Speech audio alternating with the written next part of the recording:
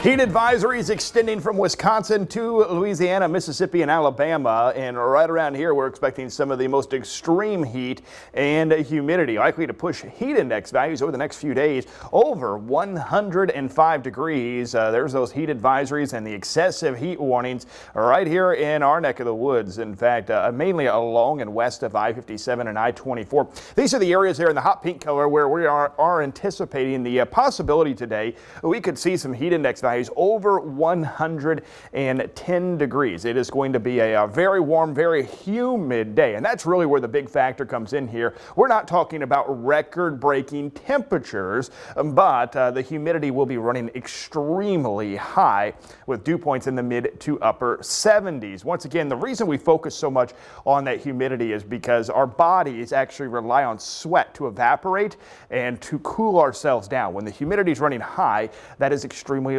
limited, and it's not as easy for our bodies to cool down. A stray storm or two possible today, and the same thing in here for Wednesday and Thursday. We really have to hold off until the end of the week for some better rain chances to show up in our forecast. That is a cold front. It finally brings us a little relief by the weekend, but this is a live view from Metropolis. Notice the haze out there. You can see some of the humidity hanging close to the surface. 75 degrees, dew points in the mid 70s, and we expect those dew points to be hanging in the mid to upper 70s through the next few days. A big heat dome centered right over the central U.S. Notice a lot of quiet weather here in our region. Storms on the outside of this dome of heat through parts of Kansas and Nebraska, the upper Midwest, and then on the eastern and northeastern side, watching a big complex of storms this morning through parts of Indiana and Ohio. Those moving away from us. Temperatures very warm here at the ground level, but also warm higher in the atmosphere, and that does limit and really suppress a lot of storm activity. Lunchtime temperatures today into the low to mid 90s. Heat index values already at noon, though,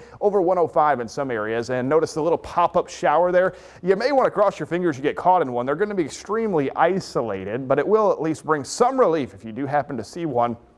Upper 90s this afternoon for high temperatures themselves. The heat index, though, pushing about 110 degrees, and even into the early evening hours. Can't completely rule out a stray storm or two. If you do see one, there's not a lot of movement in the atmosphere. It will quickly go up and then collapse on top of itself, but heavy rain, some lightning possible. Temperatures in the low 90s at 7 p.m. Overnight tonight dropping only back into the upper 70s, and then tomorrow afternoon we're right back at it. A couple isolated showers and storms during the afternoon. Upper 90s for high temperatures.